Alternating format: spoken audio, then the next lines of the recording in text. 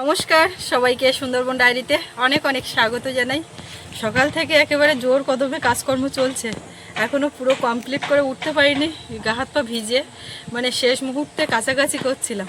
আর তার আগে থেকে সকাল থেকে তো চলছে। রান্না খাওয়া করার পরে মা বেরিয়ে গেছে। মা আজকে একটা বেশ বড় কাজে গেছে, কদিন ধরে বলছে, একেবারে কান মাথা ঝালাফালা করে দিচ্ছে, এই করলে হতো ওই করলে হতো, কিন্তু খুব একটা গুরুত্ব দেওয়া হয় না। আর আজকে ঠিক করে সকালবেলা উঠেই আবার একবার বলছিল, তো আমি বলি ঠিক আছে, তুমি যখন এত করে বলছো তা তুমি যাও। মা যাওয়া বলতে মা সাজেলিয়া বাজারে গেছে। আর আজকে সকালবেলা পর্যন্ত মানে বৃষ্টির ফুট মরে না, এই এখন একটুখানি হালকা রোদের আড়িশ দেখা যাচ্ছে। আর কালকে রাত দিন করে একেবারে কি বৃষ্টি, আর জামা কাপড় চোপড় একেবারে জমাট বেঁধেছিল গত পরশুর থেকে। সেদিন তো অনুষ্ঠান ছিল, করতে পারিনি। আজকে মোটামুটি সব একেবারে সুযোগ পেয়ে কাছাকাছি করে উঠলাম। সৌরভকে স্কুলে পাঠিয়ে দিলাম, সোনামাকে ঘুম পাড়িয়ে একটুখানি ফাঁকা। তো এইবারে এই চান করে উঠবো। সঙ্গে থাকুন। মা সাজেলিয়া বাজারে কেন গেছে আপনারা তো জানতে পারবেন, দেখতে থাকুন। এখন গেছে যে উদ্দেশ্যে সেটা কতটা কি সফল করতে পারছে আমি তো বাড়ি থেকে বলতে পারছি না, তো আসলে পরে সবটাই জানা যাবে। সঙ্গে থাকুন, আপনারা সম্পূর্ণ পর্বটা দেখতে থাকুন, আশা রাখছি ভালো লাগবে। আর যারা নতুন দেখছেন চ্যানেলটি সাবস্ক্রাইব করে আমাদের পাশে থাকবেন, তো সাথে থাকুন। সকালবেলা উঠে টিভিতে দেখতে পাচ্ছি কলকাতাতে মেঘ ভাঙা বৃষ্টি হয়েছে, সারা জায়গাতে জল জমে আছে।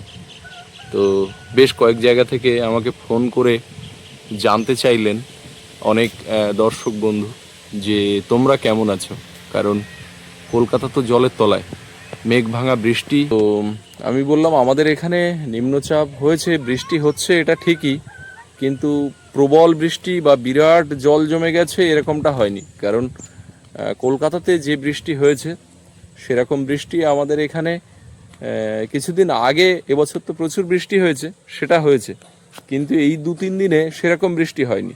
তবে বৃষ্টি হয়েছে মাঝারি, হালকা এরকম, এবং টানা হচ্ছে।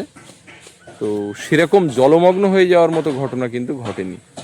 তো কলকাতার দিকে যে ছবি দেখলাম সেটা সত্যি খুব ভয়াবহ ছবি। রাস্তাঘাট সমস্ত জায়গাতে জল জমে গেছে।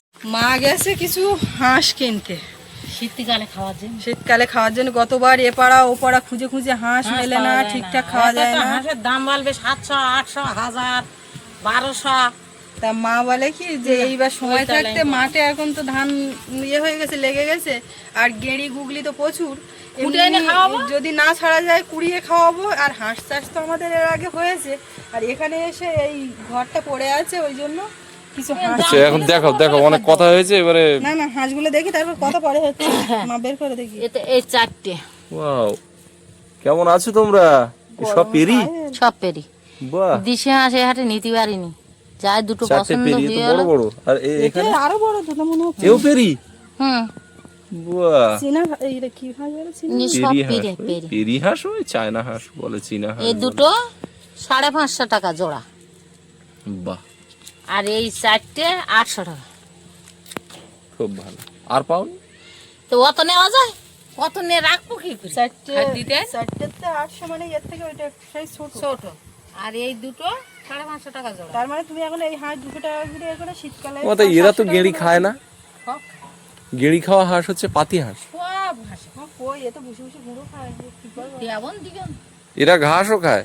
সব খায়, ভেঙে দিতে হবে একটু খেতে করে। আবার সেই গুঁড়ো কিনতে বসছে। ও গুঁড়ো কিচ্ছু কিনতে এতে কি নিও যাও। ও বাবা, কাজ গুছিয়ে এসছে। কারো ভরসা করে না। এই হাঁসগুলো গরম উঠে যাচ্ছে, একটু ছেড়ে দেবো। কোন যেতে হয় দেখো কি করবা ব্যবস্থা। ওমা, ইয়ে তো খুব একটা জলেও চলে না, এরা তো ডাঙাতে ঘোরে। যেখান থেকে ঘুরু বড় হলি হলো। এবার 4টে দেশি হাঁস কিনবো, শীতকালে খাবার আর কোনো অসুবিধা 4টে না 5টা, মাত্র একটা বাড়ালে না। দেশি গোটা 10 হাঁস কিনতে হবে, দেশি হাঁস। ওই 200 টাকা করে, আমি ওইটাই বলছি। এরকম সাইজ 200 টাকা করে পাই না, গোটা 10 কিন্তু হাঁস। আমি ব্যাগ নিয়ে যাইনি। কটা পাইলে? ওই সাইজের বাসা পাই এলাম। তা তোমার বাবা তো বললো যে তুমি বলো কটা 2-4 ব্যাগ নিয়ে যাই, কেননা পাট আমি এই দুটো ব্যাগ নিয়ে গেছি, তাই এগো দেখতেছি ঘুরে এটা আগুন উঠে যাচ্ছে। এলে সেই ওমাই দেখো, পাতি হাঁস। হাঁস আনতে গিয়ে মরে গেল জানো একটা। ওমা, হ্যাঁ। পাতি হাঁস 10টা তোমার কিনতে হবে। কিনতে হবে। কেন বলো তো? তুমি সেই যদি লোকজন আসে, গেস্ট আসে, তখন তারা হাঁস খাওয়ার ডিমান্ড করে, পাড়ায় তো পাওয়া যায় না। বাপিদা পূজার সময় আসবে পাওয়া যাচ্ছে বলে না, আমি 10 সে বছর ফুঁড়ে কিনে নিচ্ছে। এ কি তুমি ফুলের কাছ থেকে নিয়েছো? হ্যাঁ, এ যাবার সাথে ফুঁড়ে নামাতে যাচ্ছে না, ব্যাগ ধরে কিনে নিচ্ছে কন্টাক্ট করে। ফুড়েদের যা চাপ সাতঝিলে বাজারে। ডিম টিম তুমি কিছু কিনতে পারবে না। একদম ফুঁড়ে ওখানে লাইন দাঁড়িয়ে। 2 ব্যাগে 6খানা, 6 জন অতিথি এসছে বাড়িতে, এদের এখন আদর আপ্যায়ন করতে হবে, গোছাতে 200 হবে। টাকা করে এরকম সাইজের হাঁস আমি পেলাম পাতি হাঁস, কিন্তু আমি ব্যাগ নিয়ে যাইনি না। পাওয়া যায় আমার তো ব্যাগ একটা কিনে নিতে 30 টাকা দিয়ে একটা ব্যাগ। আর আমি যাই। আমার হচ্ছে সেই হাঁস এখানে যখন দয়াপুর চলে আসি, হাঁসের গাড়ি ওইরকম 200 টাকা করে বড় বড় হাঁস যেরকম আমি বেঁচে দিলাম, ওরকম কে কোন সমস্যায় পড়েছে এখন। দেখি সামনে তো পূজা, একটা যাদের বাড়ি একটু হাঁস মুরগি টুরগি আছে এই সময় বিক্রি বাটা করে দিয়ে কেনাকাটা এরকম তো চলে অনেক বাড়ি। দেখা যাক, সব না বের করলে বোঝা যাচ্ছে না সাইজ টাইজ কিসে কি ব্যাপার। বেরিয়ে গেছে। মা এর মধ্যে বলো বড় বড় ইঁদুর আছে। কদিন পায়ে দড়ি থাকতে লাগুক, নতুন হাঁস তো। এই যে মুরগির ঘরটা কিনেছিলাম সাতজেলিয়া বাজার থেকে, সেইটাতে এখন আবার হাঁস রাখা হচ্ছে। ওমা ওমা ও বের করো, ওমা আবার কামড়ে দেবে। ওর ওই খুঁটে খুঁটে খাবে নাকি? ওর মধ্যে হয়েছে খেড়ো পিঁপড়ে। এই যে হাঁস বেশ বড় বড় সাইজের। ও তা ছেলে মেয়ে হাঁস বুঝতে পেরেছো? বেশিটা যদি হাঁসা হয় তাহলে ভালো, মানে বড় হবে বেশি তাড়াতাড়ি। এ সবে বেশি বড় না বলো, 2 মাসে হাঁস। তো এ বড় হয়ে যাবেন, খাওয়া দিলি তো এ সব বড় হয়ে যাবে। দাঁড়াও, সব এক ঘরে দেবো? এরা এক বাড়ির? না না, ওই একসঙ্গে প্রথম দিনই দাও, না হলে সেটিং হবে না। দেবো তো। সরকার কাছে দেখতে বড় হাঁসে একটু কামড়াচ্ছে টামড়াচ্ছে, ঠিক প্রথম দিনই সেটিং হয়ে গেলে সব একসঙ্গে থাকবেন, কিন্তু ছায়া নাই, কিন্তু থাকবেন। এও তো জল বেশি লাগে না, তো মুরগিগুলো বড্ড অপচয় হয়ে গেলো। সকালে উড়ে দেখি ঘরে গেলে মুরগি কটা খাওয়া হয়ে গেছে, কটা খাট আসেনি গিয়ে, কটা মুড়িয়ে গিয়েছে। কাপিস খাওয়া কয়টা খাটাস, এমনি রোগে কটা, ওরম করতে করতে গেছে। যখন মরে যাচ্ছিল সব শেষের দিকে খাওয়া হয়েছে। আর এই যে হাঁস কিনে নিয়ে আসা হয়েছে, এ কিন্তু শীতকালে খাওয়ার জন্য। খাওয়ার জন্য, সব খাওয়ার জন্য। আমরা ও বিক্রি করতে পারবো না পুষে, এত কষ্ট করে পুষে পুষে বিক্রি হবে না। তা তুমি ওর লাগিয়ে দাও, এবার খাওয়া দিতে হবে তো। ভাত দেবো এখন। ও মা, ওর জন্য কোন চালের ভাত দেবো মা? দামি কিনতে হবে রেশনের চাল, কিনে ভাত নরম করে সবজি উঠে দিয়ে বেশি করে করে দিতে হবে। আমাকে এই যে সবজি টবজি এত নষ্ট হয়, সেদ্ধ মারতে হবে লাস্টে, রান্নার পরে সেদ্ধ চাপি দিতে হবে। তুমি চলে গেছে আর বাবা সে ওই মাথায় গেছে, এদিকে আর আসেনি। সৌরভ স্কুলে গেছে, ওর বাবা ভিডিওর কাজ করছে, সেই মেয়ে নিয়ে আমি ঘুম পড়িয়ে তারপরে কাজে লাগিয়েছি। তা হয় আমি ভাবছি তাড়াতাড়ি করে উঠবো, মা এসে যাবে, ওখানে আবার রান্না বান্না আছে, তা সে আর পারলাম না। যাই, এইবার আমি আমার কাজটা করে নিই। এ কদিন জাল করছিল, তো এই সেই জাল এসে গেছে 2 দফায় দেখতে পাচ্ছি, প্লাস্টিকে, কালো প্লাস্টিকে, এই সাদা। বুঝে পড়েছি, এবার একটু পান খেয়ে নিই, জল খেয়ে নিই। দি বুঝো, গাড়িতে গেছি, গাড়িতে আইছি, কষ্ট হয়নি খুব একটা। এই রাস্তাটা কাদা, এই রাস্তাটায় আসতে একটু অসুবিধে। দি বুঝো, কিছু নিয়ে যায়নি, হাঁস আনতে গেলাম। এই শীতকালে হাঁস খাওয়ার জন্য সব গ্রামে ঘুরেও হাঁস পাওয়া যায়, কটা পেয়ারি হাঁস পাইছি আর দেশি হাঁস পাই এলাম। তা আমি 2টো ব্যাগ নিয়ে গেছি, আর আমার ব্যাগের খোলে আর জায়গা নিয়ে আর বেশি নিলি। আমি একবার তাল দিতে হাঁস আনতে গিয়ে আমার একটা হাঁস মরে গেল।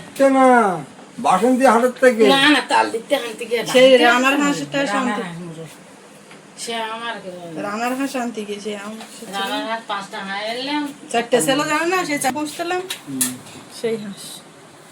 তো এখন এসে বয়লাম রান্না করে নিলাম। বাবা এখন রেডি হচ্ছে, বৌমা রেডি হলেই বাবা রেডি। বালতি ধোয়া হলো, ওদিকে জল উঠেছে, সব জাল ফেলছে। তো এখন জাল বাওয়ার জন্য যাও তাড়াতাড়ি, ও মা, যাচ্ছে। মেয়ে যত হাসছে মাথার চুল তত উঠে যাচ্ছে। তা তো হবে, তোমার মেয়ে তো তবে আমার খুব সামান্য ওঠে। বুঝতে পারলে তুমি কিছু বলতে চাচ্ছে না বলছি যে ওতে ছটার মধ্যে কটা মেয়ে হাঁস আর কটা মধ্যে হাঁস না আমি সব ও পেরি হাঁসে অত বড় যায় ওর না। মাথায় ফুল না উঠলে বোঝা যাবে না। তবে বড়টা হচ্ছে কি পুরুষ হাঁস ও নিয়েছি ওদি পান নাও বাজারে হাঁসের বাজার পান খাওয়া না মা বাড়ি এসে কিছুক্ষণ পরেই সেই বড় যে ছিপ করার জন্য, সেই লড়কা ছিপ করার জন্য যে বড় বড় কঞ্চি নিয়ে এসেছিল, সেইগুলোতে বড়শি বেঁধে ওই মাথায় চলে গেছে, একদম এই নদী বাঁধের গোড়াতে। ওখানে পাতবে বোধ হয়, না পাতা ছিল তাও বুঝতে পারছি না, পাতা ছিল না পাতবে।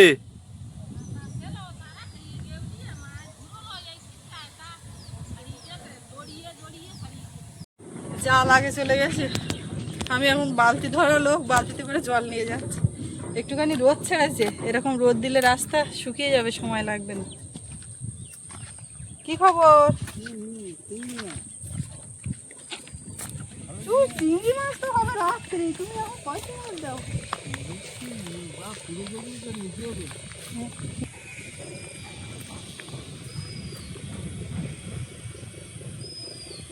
দিনের বেলায় কত পরিমাণে চিংড়ি পড়েছে। না না না, তুলে নাও তুলে নাও। ও আস্তে আস্তে ওই ফাঁকা ফাঁকা সাদা এখানে সাদা কিন্তু পা বিশাল দাও, স্লিপ। এরকম সবুজি পা দেবা না, সাদা সাদা পা দাও। ওই দেখো চিংড়ি লাফ দিয়েও চলে যাচ্ছে ওদিকে। আর তো এখান থেকে একজন বেয়ে গেছে এক্ষুনি। আর ভাড়া লেগে গেল, এবার মাছ পড়বে। সাবধানে পা দাও।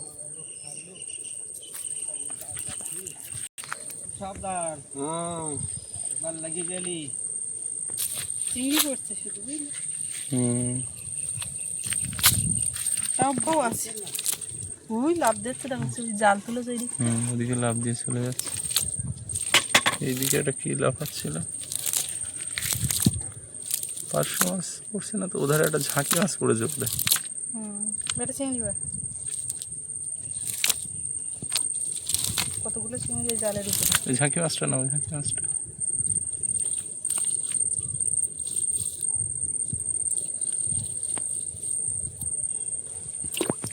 অনেক কটা চিংড়ি পড়ে, ওই একটা একটা তিনটা নাই, দুটো তিনটে, ওই একটা চারটে।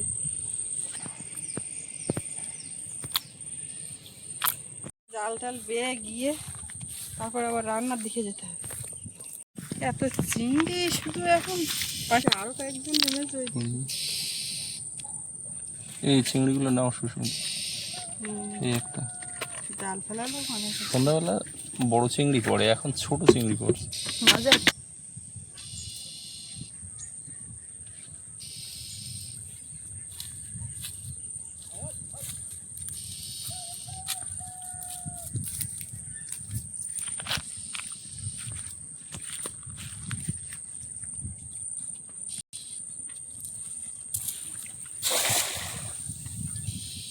বেশি টেনে মারতে হবে না, টেনে মারলে গুলিয়ে যাচ্ছে।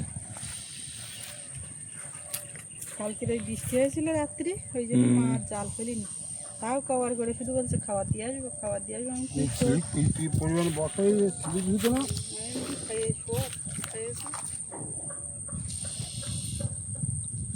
আজকের এই রোদ হচ্ছে না, এখন ঠিক আছে, আজকের দেখবে চিংড়ি মাছ পড়ছে যখন মারবে, এটা কি মাছ? কি মাছ পড়েছে? ফ্যাসা মাছ। এই বেলে মাছটা আস্তে আস্তে এটা করে দেবো, বেলে মাছ দেখি। আস্তে আস্তে করে। এই যে নদীর বেলে মাছ, এই জানতে থাকবে পুকুরে হবে। দাও। এটাও হবে পুকুরে, তাও হবে না, ফ্যাসা হবে না। চিংড়িগুলো তোলো। এই ধরে না চিংড়ি প্রচুর এই না? দেখাচ্ছে, মানে যা চিংড়ি পড়ছে তো একেবারে অভাবে প্রচুর। এখানে চিংড়ি সব।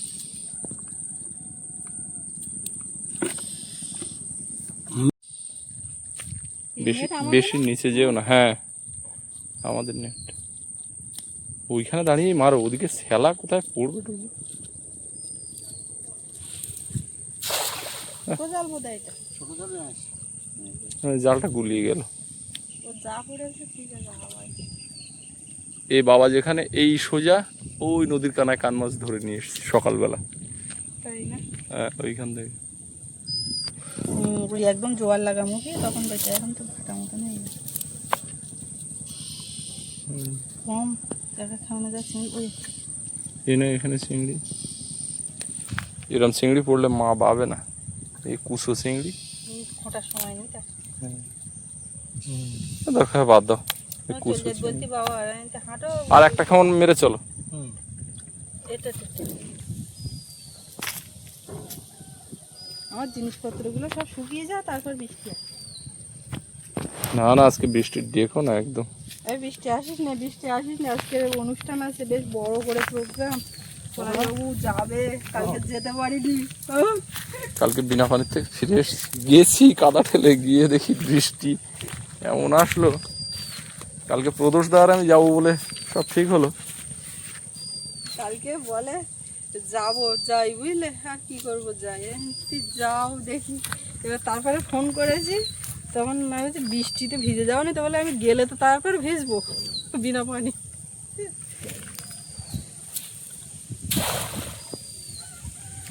এক জোয়ার লাগার মুখে মাছ পড়ে, আর ভাটা লাগার মুখে। এখন ভাটা লেগেছে, এই ছোটখাটো যা পড়বে এখন পড়বে। একদম থমথমে জোয়ারে তখন পড়তে যায় না। হ্যাঁ, এই যে বড় বড় মাছ দোনে যেগুলো ধরে, ওরাও কিন্তু এই চরে ওঠে।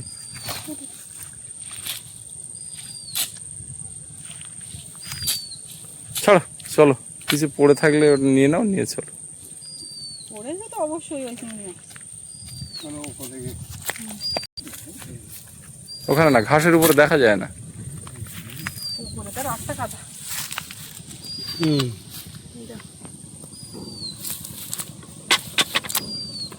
তিন চারটে খাওয়ান ঢালির ভিতরে এই চিংড়ি মাছ দেখা যাচ্ছে। হয়ে যাবে ভালো। শাক ভাজা হয়ে যাবে, তিন চারটে খাওয়ানো যা পড়েছে। নদীর ধারে লোকের এই সুবিধা, টুক করে এসে দোকান জাল ফেলে নে, ঝপ করে কেটে রান্না। সুবিধা আছে, অসুবিধাও আছে। এটাও ঘটনা। সুবিধা ভোগ করলে হবে শুধু, যে কোনো জায়গায় সুবিধা যেমন, অসুবিধা তার পাশাপাশি তো থাকবে। এখানে এই মুক্ত হাওয়া, খোলামেলা জায়গা, প্রাকৃতিক পরিবেশ সব যেমন ভালো, পাশাপাশি প্রাকৃতিক দুর্যোগ, নদী বাঁধ ভাঙা, এগুলো তো সবই থাকবে। পুকুরে জাল ফেলতে হবে না, বাবা বলে পুকুরে এখন ফেলি না, আজকে ভালো ব্যবস্থা আছে, পুকুরে ফেলার দরকার নেই। কান্নার আওয়াজ পাচ্ছি যেন মনে হচ্ছে। হ্যাঁ, আওয়াজ করার লোক থাকলে তো আওয়াজ দেবেই। ঠিক আছে, মনে হয় কতক্ষণ থাকবে, অনেকটা সুযোগ দিয়েছে কাজ করে। ওমা ঝুড়ি বের করো, ঝুড়ি।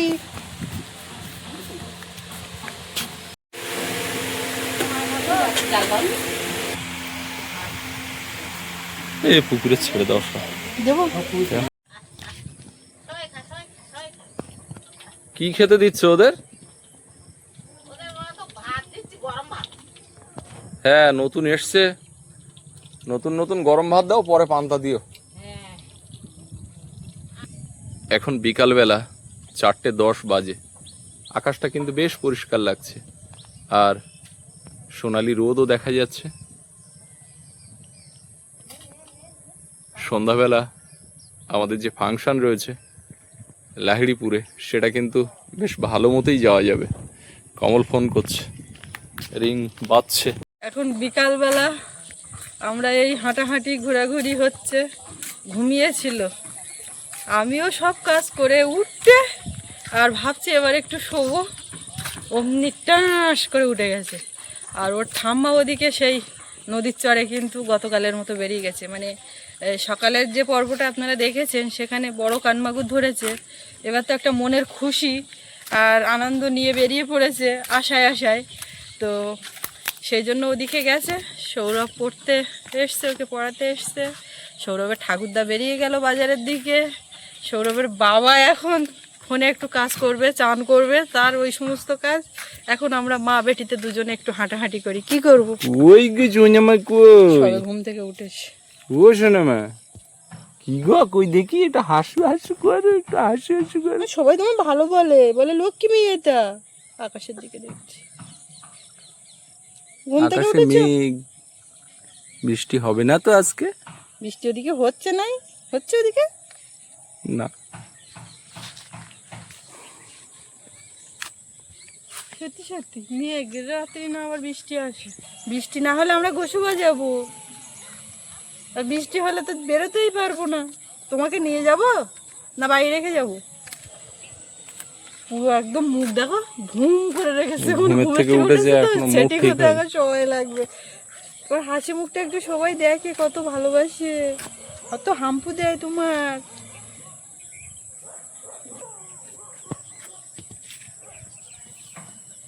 তো এখন আমরা মা বেটিতে দুজনে একটু ঘোরাঘুরি করি, আর পর্বটাও এখানে শেষ করব।